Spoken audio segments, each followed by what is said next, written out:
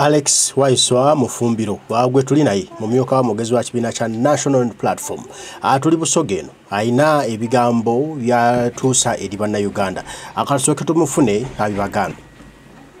Buswengere yendoza idatu ngeta ko biro otali bwawala abajinja north mwebalo mulimu gomwakola nawulira mchala babalando ate mchala babalando ndoza yakaida kidi bamutolaye yatumako omuntu ankubira esimu nti oba ankobe kinango zabti babalanda ninze nno mukubira esimu kuba yaba nkubira kuki ninze nno mukubira okumulungamya nti yokoze ensobi eyo inokola otyaye ekyo nakirekawo so tyewuunya bwe bayidda ebusoga nina kyemalira nibakola omukolo nibazaana firimu bo beene kyabaswaza ndowozera bakikomyawo baleeta omusaada nti bamulese busoga bajja okumunoonyereza nga weeyo Southern Sudan kyokka bamulese eno bamwegereza ebigambo by'olusoga ali kubyogera ali kuwaata biwaate ekyo kibalaga abasoga nti omulimu gwe tulikola ogw'okulwanyisa nakyemalira guli kukolera guli kutambula ate muba nti omukolo omulamba ogwa Uganda baguletamu omuntu oti n'oyo bamuwa obwire yatandika n'okusaba obukuumi iwali kwogera amazima obukuumi yatandikira ku bukuumi time opportunity okujja okubona aye ng'obona nti bali kugayita okutoolako obudulizi bwe tuli kuta mu nsi yona yona kubwana kyemalira obuli mu Uganda ogwo omulimu twagwewa era ife eno buli wetuwuliriza era nja naawulira abenaale mungene busoga nti bobyaweyire aye oli mukama waibwe era bw'aba ali kwidde no bajja kwogera kwani ku Bobi kuluno babalanda kuba yazira experience ya byabufuzi yeyayogera amazima baba tusonyiwe mwatu wangula ate nga mukigenda kulya kigambo nti bakola ki baba wangula so Busogeno yaife anyole era nze ebigambo byendogera ku lwa Busoga ti byange nze ng'omuntu tomana nandibaire mwangu wa kusootinga as an individual kuba bw'owaiso ebizibu byo tibiyinza kulema gavumenti aye gavumenti eremerera okola ku bizibu bya Busoga n'eby'abantu mwani nazo no wakuwayira abantu engeri ebawangalamu ebuvuma naje ebuyende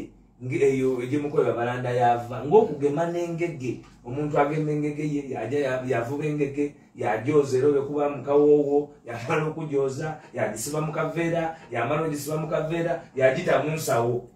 mumujasaamu agaane ng'ali kunzawuuniza oti weri musepiki so toyinza kukuuma abantu oti walooza nti ffe tujja kusirika so namujinga wambuzaako ekibuuzo kino wano nakoba nti fere mpate kyetusinga okola kuba na information aye titwesalira misango kubanga nyole tosobola kuyita kuzira buki budulizi ate tituli mu bintu bino kuba nti tukoze entalo kuba naife abakaali abalina obuvunaanyizibwa era nga balina mu isubi ery'okuba abakulembeza ab'ebiketezi eby'endawulo ye bali Mufumbiro oba Kyagulanyi oba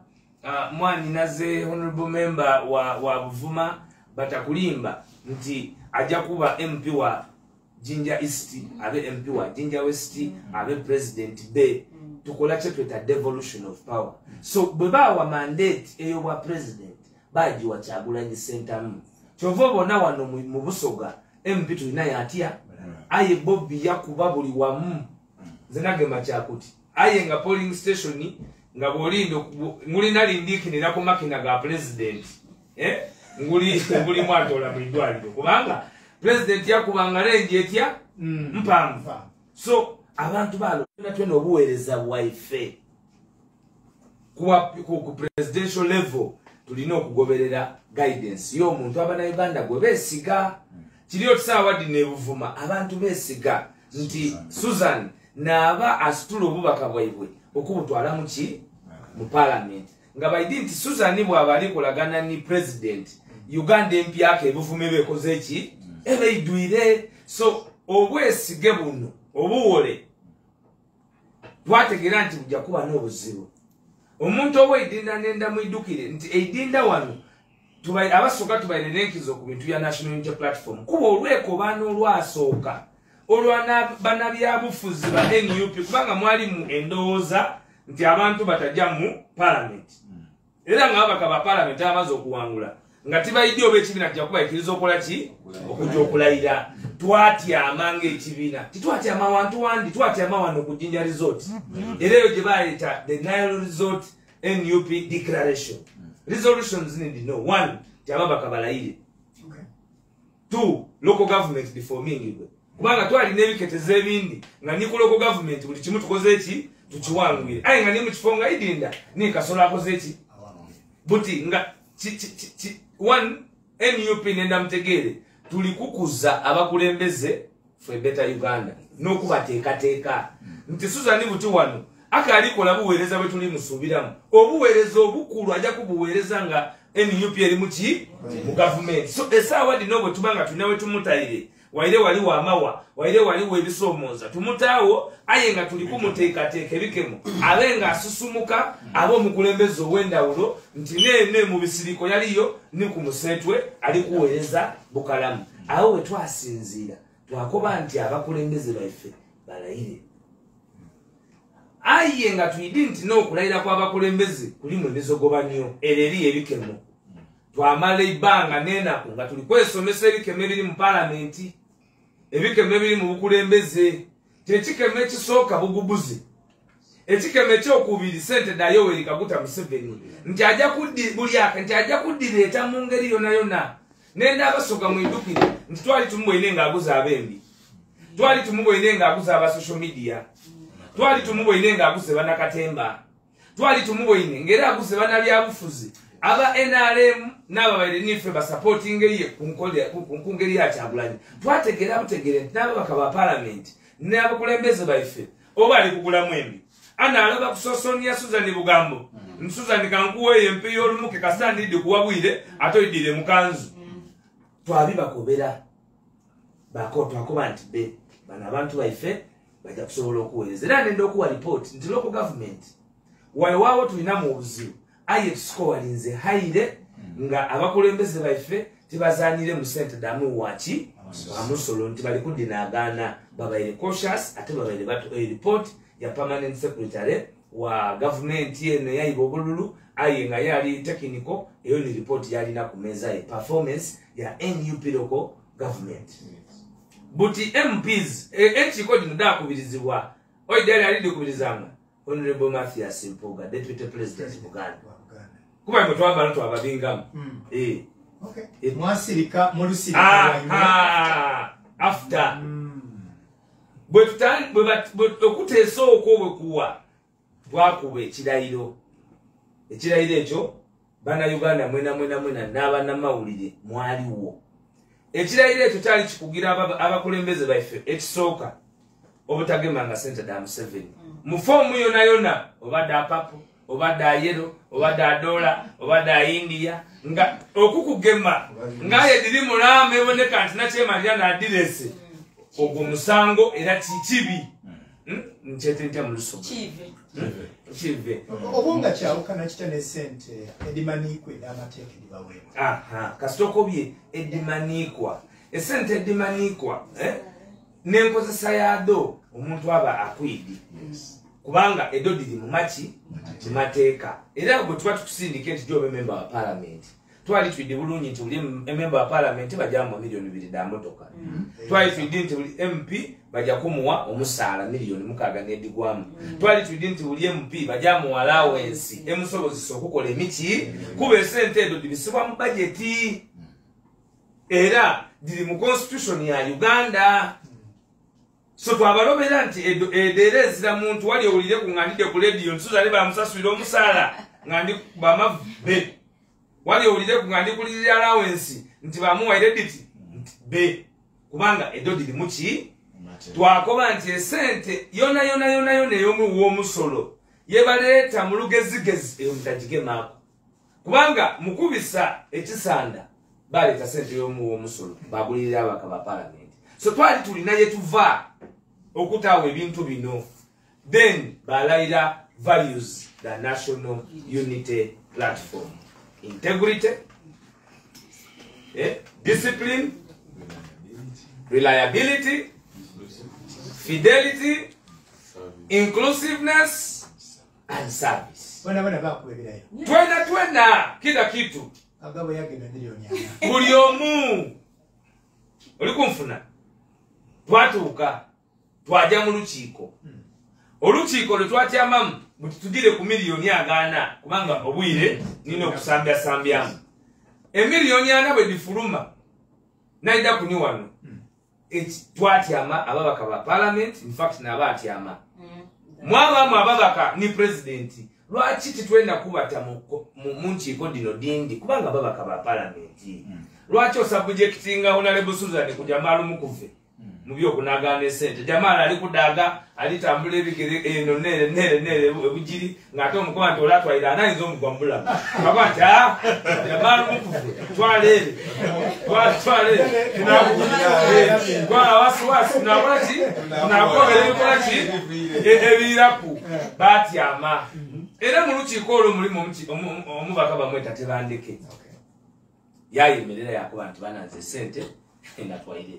era natwalire mu kanzu banko bavala kanzu obita wanoti onatuka sente ojafune era bantukere mu kanzu nga bakoba nti lido miliyoni 4 lumu katolinga inuma zenga sente owokubire yawanika yali Kagabo ngakoba nti anze nti bakoba nti dango likogera Lunalwanda lwerere nti bonayogera Lunalwanda rumva nga bakuwati miliyoni ameka yena yagira mu rumva nga tukoba nti okay oba rumva oba kanzu oundi yali ani ono Jimmy ono wanongero yena makoma nti azenda na yambala gomasi nani ndibubi ati kali tubasoniwe aye sente esawa 8 mukole ki mu diesel titukomye Susan kuba ne Susan MP yes era ni muluchiko yakola ki aye baleba emerere bene mukulu kukuba ntanyega bya sente mbabwine chanze nze nawere mukanzu Jime nawere mugomasi nani Kagabo rumva tikale mwizeyo ki aye sente dino mudiwe boss waimwe nabadi kole ki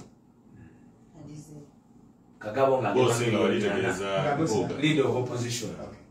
ngabageme milioni ameka ana Kagabo yadigema kuncho subuhi mapema ngabadi twalira leader of opposition yali ko biserebyo mukama wangu onale bompuka onale bompuka sente yadde modigema yadde aye nga mulukiiko lwa mukobi akole ki n'abadize onale bamuko akole ki n'abadigeme adize David bwe badi mutwalira yadiroba bingi byetwidde nga kitukobera bana Uganda kuba tuwulira nti mugeme ensonga kisada kiki kikulu aye twidde nga tuwumbawumba ate nga tugaita kuba obwesige bw'abana Uganda bwe mwatuwola imwe abasoga imwe abaluuka benwanirira benabona nga bali kutambuza mu bwavu bali kukuba amasasi nga muzira musango abantu abaafa bakyalisi mukyabule nga tuli kutambula wano mu mabira nga ndi mu roof ndi kubona motoka y'amagye eri kumukuba titusobola kulya bigambo byaife ng'omu kwife ni wali banze ni wali bani ni wabono pastor mwanguza nti ayina obulwano tosobola kugema sente kubanga ekyo nkukobye nimu kulayira twakiikiriziganyako Kagabo okugozobaganya ekyesente kyafiiraawo kubanga twali tuzira budulizi bukola ki businga ki aye abana Uganda bategeera nti twogera amaki amazima ensonga ya sente dino eda Honorable Mpuuga yatandika era twagyogerako aye nga tuzira evidence ya minutes kuba wali wetaaga okoba nti omuntu waliire sente aye nga olina minutes olina obukakafu obwe minutes aye minutes ababanado ni clerk wa parliament ife tuzira busobozi bukola ki buditolayo fairo yaja wansi waki wemeza president yajiza wansi wemeza aye yasigala nga ali mukola ki kunonereza ku nsonga ki waliwo endetera kino tikiri questionable nti timing ya minutes dino kufuluma ng'obwa lead opposition omusango n'abuluzizi kyokka nga ne Masaka yava tulibona eriyo obuzibu was it waiting for this time nti butika tumugemekere wano tini ife twafulumiza ebintu bino byafulumire mu kyebeta parliament exhibition omusoga ali kuwuliriza alyere mukyale busiro dada wange namugere butindi lyali awatemeka radio exhibition gwabaire mwoleso ogulaga parliament yabasuza nibono eritambula etya mu biti ebirimu eritambuza etya sente domu w'omusolo balikola batya emirimu so mukufungula bati wabaawo agema fayiro yafulumya tuba tuli eyo bali kwogera ku Anita Amongo nga bwali kuiba sente okwekutula Anita Amongo omusoga ali kumpuliriza n'oyo yatwala ku speaker Kadaga ba MP balabusoga nali wano nakuba ntaye mu MP ebusoga ono yali azira mu kubanga NUP twalonda NUP era bagivunana mze mpulira abasoga mu Kadaga NUP Kadaga tuzira ku buzibu atusira ku buzibu ekyo tena malimbo ba wa Museveni aye nkobi yenze tane mesanga kukola mirimu jange tibanga mu platform yona nze mama Kadaga na ulira nti yakobye bakuba abe NUP aye nga ina amani agasinga ni bagulume aye gulume yakubaziza kakale katamwiti nga yala disi kulikulizigana tiwuliranga ku mama Kadaga era ife mwe NUP oba munatusalira musango mutusalire twatuka twakoba nti be kuba nobona abaliwo ngoli kugema mafia Anita Amongo tosobola kumugeragerania na mamani Kadaga era be MP babusoga na bamunyama olukwe baye na nokumuwa obutwa nabyogera wano ku radio ababebe na bamuli ku lusegere fe twakoba nti be waire mamono yakola ebizibu mu parliament eri aye parliament ino kusigala ngeri muki ensanga nali girukanya kuba ife tibaida atwakalu aye tukole ekituufu waire wa Museveni aye tuli ku national interest tulonde mamani era Bobi Wine Kyagulanyi Robert Center mungo bitwende okumwebaza tiyali abigambo byesengawe waire titwikanya naire aye twakoba nti ebibiri tibikola kiki awone mwami Waiswa oyo ye Alex Waiswa Mufumbiro ensonga zitanya bulungi zonna nazigira ddala ku ntobo ensinaso okuzitegeera obulungi ate abadde beebuuza abadde boogera bino nga boogera biri ensonga zinnyonnyodde tewali kati bibuuzo birala zonna azitemyetemye n'ensola enso okubanga ate ezitegeera tuyanziza Alex Waiswa Mufumbiro otegedde gye byatandikira onayo Mathias Mpuuga Nsamba amateeka g'alina okugoberera era ne olidde obukubagano gye bwatandikira bateesa mu lukiiko lw'ekibiina nti ensimbi ze bawadde ababaka bazikuleetere nga gwe mukama waabwe ozikwata ozizeeyo eri eyazibawadde bwe batwalira ensimbi mu parliament okuzizaayo ng'azigaana kitegeeza ava ku biragiro by'ekibiina ye yava dda nga ngumya mutwe nga wamutwe munene nga tagenda kugondera biragiro bya kibiina ng'alina ndowooza omulala gwagondera kati nno bino byatuukiddewo ng'olabye olutambi gye luva nga lujja lukula nga bamutunuulira balaba tali wamu na kibiina alina omulala gwakolera kati era byavuddeyo lwatu nti naakolera General Museveni ne katumusabire mu lugendo lwe olwo olw'okukolera General Museveni alutambule bulungi insha Allah mbaagala nnyo mwenna Omukama Katonda abankuumire mweraba